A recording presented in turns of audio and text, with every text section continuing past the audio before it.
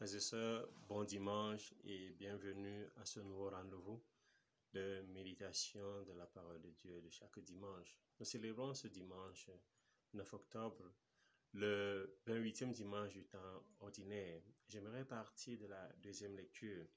Dans la deuxième lecture, Saint Paul nous invite à nous souvenir de Jésus-Christ, à faire mémoire de Jésus-Christ dans notre vie. Et dans l'Ancien Testament, la racine du mot souvenir, zakar, nous invite à penser, à réfléchir sur ce qui est incisé, ce qui est gravé dans notre mémoire, donc ce qui ne peut pas être effacé. Donc lorsque Saint Paul nous demande de faire mémoire, de nous souvenir de Jésus-Christ, il nous invite à ne jamais oublier Jésus-Christ. Donc la mémoire n'est pas seulement un retour au passé, elle n'est pas seulement un souvenir sur les événements passés, mais elle est un présent qui nous ouvre vers l'avenir. Ce souvenir de Jésus-Christ, surtout dans l'événement de la croix, de sa mort et de sa résurrection, nous invite à laisser que la passion de Jésus-Christ soit gravée dans notre cœur, dans notre vie. Et il faut se souvenir de Jésus-Christ parce que Jésus est Seigneur, parce que Jésus est Fils de Dieu. Se souvenir de Jésus-Christ, c'est surtout méditer chaque jour l'événement de la Pâque, la mort et résurrection de notre Seigneur Jésus-Christ. Se souvenir de Jésus-Christ, c'est alors pour nous aujourd'hui faire route avec lui. C'est prendre notre chemin, se mettre en chemin avec lui, être en route avec Jésus-Christ. Jésus est en route pour Jérusalem. Avant de parcourir l'itinéraire avec Jésus-Christ, de vivre avec Jésus-Christ, notre montée vers Pâques, notre montée vers Jérusalem, j'aimerais tout d'abord partager avec vous 3 éléments des textes de ce jour, surtout en partant de l'Évangile. D'abord, le salut comme un mouvement dans le sens de mobilité. Jésus est en chemin et met aussi les lépreux en chemin. Ils viennent vers lui, il les envoie vers les prêtres et en chemin ils sont guéris. Le lépreux samaritain revient vers Jésus après l'adoration et l'action et Jésus l'envoie en mission, Jésus le met en chemin. Il y a un aller et un retour. Donc, il y a une mobilité dans l'évangile, dans les textes de ce jour. La même chose, nous le voyons avec Naaman dans la première lecture. On le voit avec les 10 aveugles, les 10 lépreux autant pour moi de l'évangile. Nous le voyons même dans une certaine mesure dans la deuxième lecture, où Dieu est mobile. Et Paul dit, la parole de Dieu ne peut pas être enchaînée, parce que la parole de Dieu est toujours en mouvement. La parole de Dieu se meut et connaît une certaine mobilité interne. Le deuxième élément que j'aimerais partager avec vous, c'est le lieu du salut. Nous sommes au carrefour, Samarie, Galilée et dans une certaine mesure la Judée, parce que Jésus est en route vers Jérusalem. Cette rencontre de ces 3 éléments, de ces 3 localités, nous invite à penser à l'universalité du salut. La Samarie est un territoire considéré comme hérétique. La Galilée est un territoire pauvre. Souvenons-nous, rien de bon ne peut sortir de Galilée. La Judée est considérée comme le territoire du salut parce que Jérusalem est dans la Judée, le temple est dans la Judée et donc ils sont un peu la capitale, le point de référence. Donc les 3 lieux, Samarie, Galilée et Jérusalem, donc Judée, nous invitent à méditer sur l'universalité du salut de Jésus-Christ. Le salut de Jésus est universel. Et le 3e élément, c'est la lèpre. Et dans l'Ancien Testament, la lèpre est considérée comme une maladie physique et une maladie spirituelle. Elle se manifeste physiquement, mais elle est conséquence du péché, de la punition divine. La lèpre rendait impures les personnes et les objets qui étaient en contact avec ces personnes. Donc, la lèpre est présentée aujourd'hui dans les textes de ce jour comme une impureté, comme un signe de notre péché. Allons dans l'image des 10 lépreux. Regardons un peu ce que cela symbolise. En méditant l'évangile des 10 lépreux de ce dimanche, il y a un symbolisme. D'abord, le chiffre 10. Le chiffre 10 peut renvoyer aussi ici aux 10 commandements. Donc 10 lépreux renvoie aux 10 infractions vis-à-vis de ces commandements, de ces 10 commandements. Et 10 aussi renvoie aux 10 fléaux en Égypte. Donc les conséquences de l'infraction au commandement, les conséquences de l'infraction au décalogue renvoient aux 10 fléaux. Donc nous pouvons dire que les lépreux sont frappés parce qu'ils ont désobéi aux 10 commandements, mais aussi ils reçoivent donc par conséquent à cette désobéissance les 10 fléaux d'Égypte. Mais les 10 lépreux sont en quelque sorte l'expression du péché de l'homme. La lèpre étant conséquence du péché, les 10 lépreux sont l'expression de la transgression du péché. Donc, 10 aussi renvoie à un collège, à un ensemble, à une communauté, l'humanité qui est pécheresse. Tous sont impurs. Saint Paul dit dans la lettre aux Romains, chapitre 3, verset 23, « En effet, il n'y a pas de différence. Tous les hommes ont péché et sont privés de la gloire de Dieu. Ainsi, celui qui sait qu'il a déjà commis un péché dans sa vie doit se considérer comme lépreux, donc comme membre du collège des lépreux, comme membre du collège des pécheurs. Moi, je me considère aussi comme lépreux parce que je suis pécheur. Jésus avait demandé dans l'évangile de Saint Jean que celui qui est sans péché jette la première pierre. Qui est sans péché? Tous nous sommes pécheurs. Tous nous sommes lépreux donc. Tous nous participons à ce collège des 10 lépreux. Donc la parole de Dieu de ce dimanche nous invite à adopter en toute humilité l'attitude des lépreux. Comme par exemple Naaman dans la première lecture, le général syrien, lui aussi atteint de la lèpre. Les évangiles, dans l'évangile, en écoutant l'exhortation, le conseil de Saint Paul, se souvenir de Jésus-Christ. L'attitude d'un lépreux ou l'attitude de tout pécheur est de faire comme ces lépreux, reconnaître notre besoin de guérison intérieure et extérieure, se souvenir de Jésus-Christ et aller vers lui.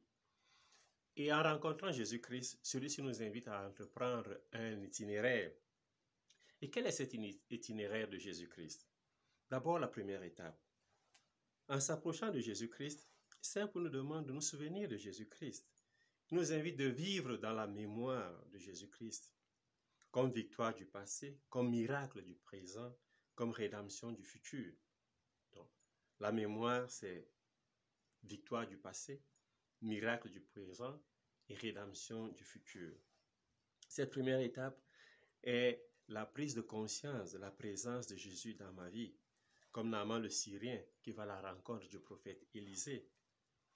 Jésus, qui est aussi le point de référence des 10 lépreux de l'évangile.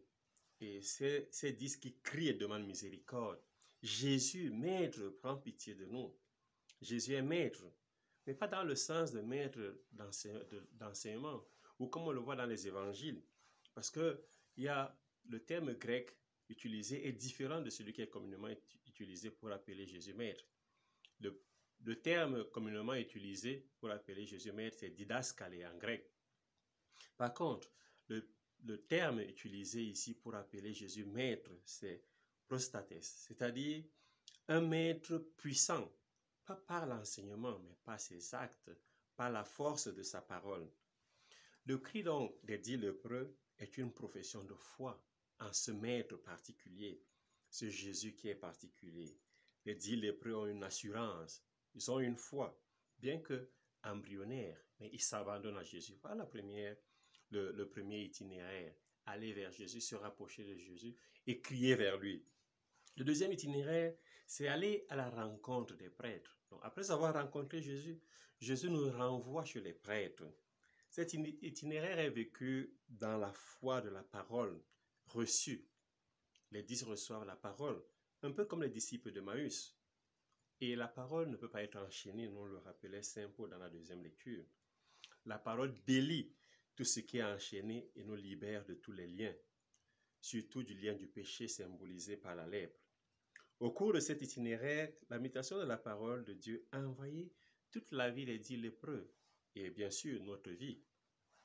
Au cours de cet itinéraire, nous devons méditer la parole de Dieu parce que cet itinéraire nous porte à la guérison, mais à la guérison extérieure, au recouvrement de la santé physique, à la purification extérieure et par conséquent à la réinsertion dans la communauté sociale et dans la communauté religieuse.